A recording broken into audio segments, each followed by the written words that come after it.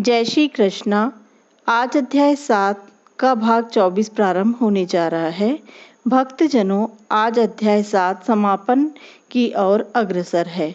सभी भक्तजन इस वीडियो को पूरा सुने ताकि भगवत धाम का संपूर्ण ज्ञान हमें मिल सके। ईश्वर तक पहुंचने के यहाँ अनेक उपाय बताए गए हैं। अतः आप सभी भक्तजनों से प्रार्थना है कि यदि आप इस चैनल पर नए हैं तो इस चैनल को लाइक और सब्सक्राइब जरूर करें।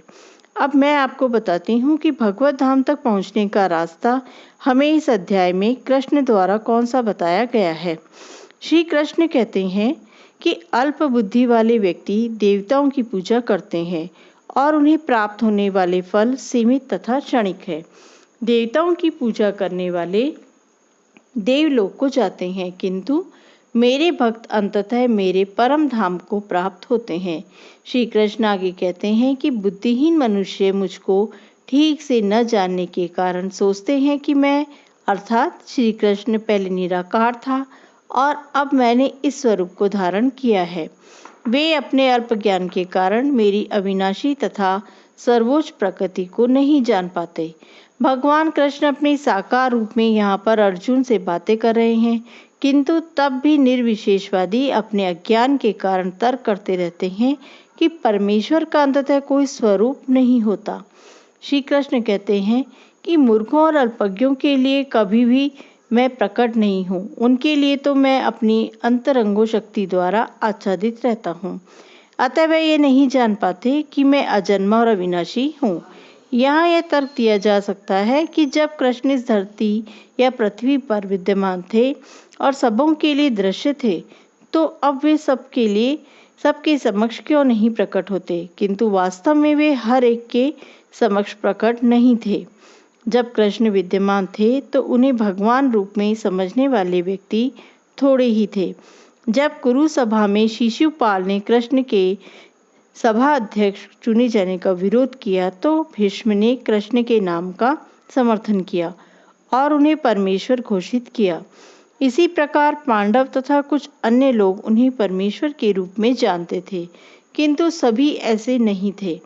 अभक्तों तथा सामान्य व्यक्ति के लिए वे प्रकट नहीं थे। श्री कृष्ण अर्जुन को आगे कहते हैं कि हे अर्जुन, श्री भगवान होने के नाते मैं जो कुछ भूतकाल में घटित हो चुका है और जो वर्तमान में घटित हो रहा है और जो आगे होने वाला है, वह सब कुछ जानता हूँ। मैं समस्त जीवों को भी जानता हूँ, किंतु मुझे कोई नहीं जानता।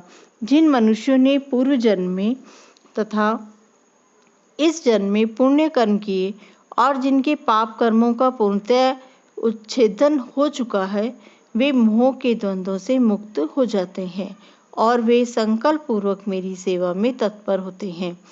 जो व्यक्ति जरा तथा मृत्यु से मुक्ति पाने के लिए यत्नशील रहते हैं, वे बुद्धिमान व्यक्ति मेरी भक्ति की शरण ग्रहण करते हैं।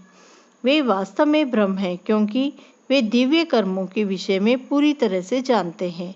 अंत में श्री कृष्ण कहते हैं कि जो मुझ परमेश्वर को मेरी पूर्ण चेतना में रहकर मुझे जगत का देवताओं का तथा समस्त यज्ञ जीवों का नियंत्रक जानते हैं, वे अपनी मृत्यु के समय भी मुझ भगवान को जान और समझ सकते हैं। 7वां अध्याय विशेष रूप से बताता है कि कोई किस प्रकार से पूर्णतः कृष्ण भावना भावित हो जा सकता है। इसी प्रकार श्री भगवद गीता के 7वें अध्याय भगवत धाम का या भगवत ज्ञान का भक्ति वेदांत तात्पर्य पूर्ण हुआ। अगले वीडियो में हम अध्याय 8 के बारे में जानेंगे। आगे हम अध्याय 8 भगवत प्राप्ति में अर्जुन द्वारा कृष्ण से किए गए प्रश्नों को सुनेंगे। अर्जुन श्री कृष्ण से पूछते हैं कि ब्रह्म क्या है, आत्मा क्या है और सका कर्म क्या है, देवता क्या है, आदि प्रश्नों के उत्तर कृष्ण द्वारा बताए जाएंगे। अतः सभी भक्तजनों से प्रार्थना है कि वह इन वीडियोस को बहुत ही ध्यान से सुने। मैंने पहले भी बहुत ही अध्याय 1 से लेके अध्याय 7 तक के वीडियो बनाए हुए हैं, उन्हें आप ध्यान से सुनें। जय श्री कृष्ण।